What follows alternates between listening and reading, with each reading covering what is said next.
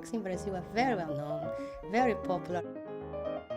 And Nazareth was not the first one, but he's the one who took the tango to a different level. His Brazilian tango is of such quality. That's why we say that his music transcended the popular and became classical. Carioca is native from Rio de Janeiro.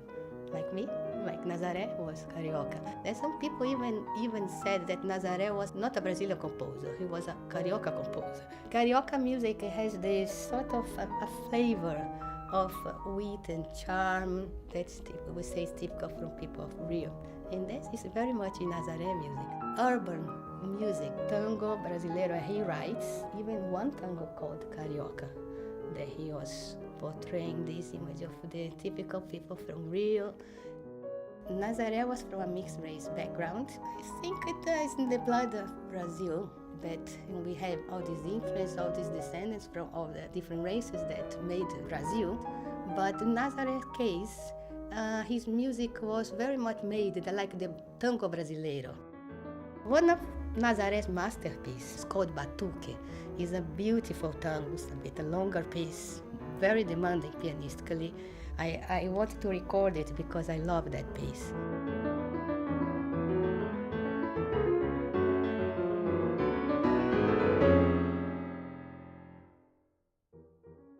Nazareth was born in 1863 in Rio. His father worked at the customs, and his mother, Carolina, was a very good pianist apparently. That's why she started teaching the children. He played at the Odeon Cinema in Rio, that many people went, paid the ticket, and just listened to Nazareth and went home. It became a very important place for musicians to go and see Nazareth playing. VILLA-LOBOS played in the orchestra in the cinema for a while, played the cello, Arthur Rubinstein. In Rio, visiting, heard Nazareth playing at the cinema and was very, very taken by his music. And Rubinstein asked him to play. So apparently he came with a list of pieces he wanted to play, and it had Mendelssohn, Chopin, and lots of Schumann, some Gottschalk as well. Rubinstein said, "No, Nazareth, I don't want to hear this, I want to hear your music."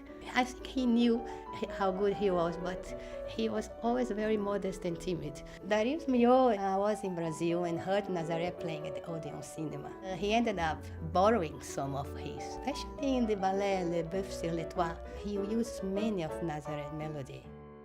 He worked in these music shops in Rio where he demonstrated scores for people who wanted to buy. So if someone wanted to buy Chopin Polonaise, they put him in, and then Nazareth would play to demonstrate to the customer. So it shows that he could play anything and probably had an amazing sight reading. Nazareth played a lot of Chopin music. He wrote the Fantastica, it's his Valse Brillante, in an A-flat major. It's the same tonality as Chopin's second waltz of Study for No. 1 in A-flat. And I saw the similarities. He's not copying Chopin, but he's getting the spirit from the waltz of Chopin.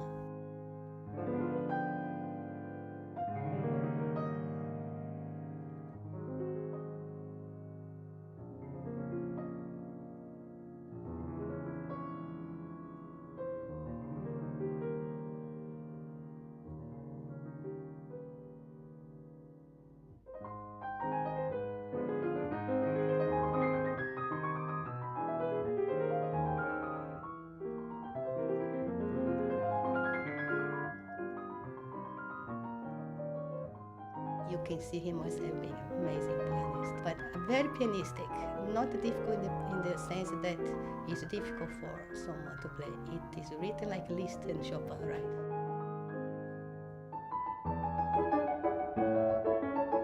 The polka, Marietta, he dedicated to his daughter, Maria de Lourdes. He was very fond of her. Apparently she was a fantastic pianist, but unfortunately she died at only 25 years old, and he was devastated. He wrote a piece called Lamentos after that. He also dedicated Escovado to his brother, Fernando. Escovado is an expression that really in English would mean brushed, but it means really somebody who is very well groomed, very elegant, and takes a lot of care of himself. And apparently it's not quite like his brother was, so maybe it was a bit of a joke that he wrote that. Nazareth could be a Brazilian version. Definitely Scott Joplin. There was an American pianist came to Brazil and apparently took a lot of scores of Nazareth with him. And that's just when Scott Joplin was writing there. I don't know if there was any contact at all. I'm just speculating. But Nazareth could be a Brazilian Gershwin in the sense that he brought the Gershwin, the jazz in Brazil, and Nazareth the tango to different heights. Walt Disney used a Fanhete Cavaquinho in a clip that he does with Donald Duck, and the Brazilian character he wrote, Zé Carioca, a clip in a film of Fred Astaire with Ginger Rogers dancing one of his pieces at Dengoz. Nazareth was a very successful musician, that his music was very well known. His pieces were published several times. Brejeiro, Odeon were very popular, but he never made much money from them. He was always teaching the piano throughout his life, playing in the music shop and in the cinema to make ends meet. Brazil, the Brazilian composers and artists took a long time to start believing in their own qualities. I think they are afraid that people may not know, but from my experience, it's the opposite. It's always been very well received by the public. They always said, I will enjoy that piece, play a bit more. As I do, I know it is quality music, and he deserves to be more often performed. My part in it is to record some of the Brazilian music, which I think should be known outside Brazil, and see if people start liking the music, listen to it, and maybe playing it as well.